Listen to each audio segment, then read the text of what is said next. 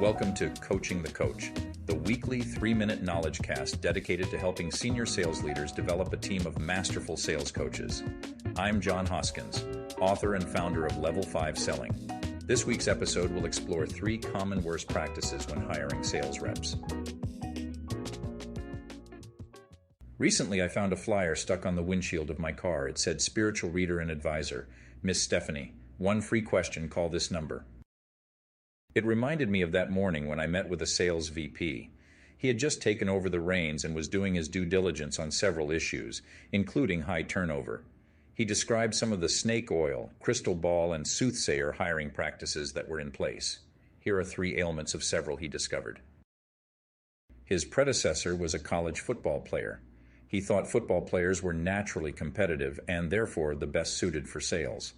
They had a 90-10 mix of men and women. This approach is so arcane and limiting that it hardly warrants an answer. There are not many college women football players. Most sales forces I've worked in or with had women at the top of the stack rankings. If you want to build a world-class sales team, ignore women candidates at your peril and don't assume that all athletes are sales superstars.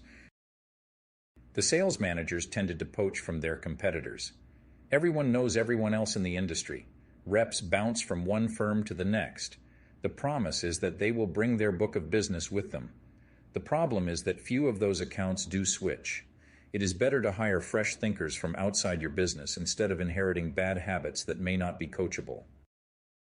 Several sales managers said they knew a good rep when they saw one. When interviewing, they felt they could spot a winner within minutes. They should quit their jobs as sales managers and make a fortune in recruiting. On average, the odds of interviewing alone as a predictor of success are a coin toss. Sales managers don't interview enough to be masterful at it. Most are rusty, don't prepare, and ask questions that telegraph the response they are seeking. Here is this week's Coaching the Coach tip. Ping me for a free copy of my article, The 7 Habits of Highly Successful Sales Recruiters. Give those ideas a try.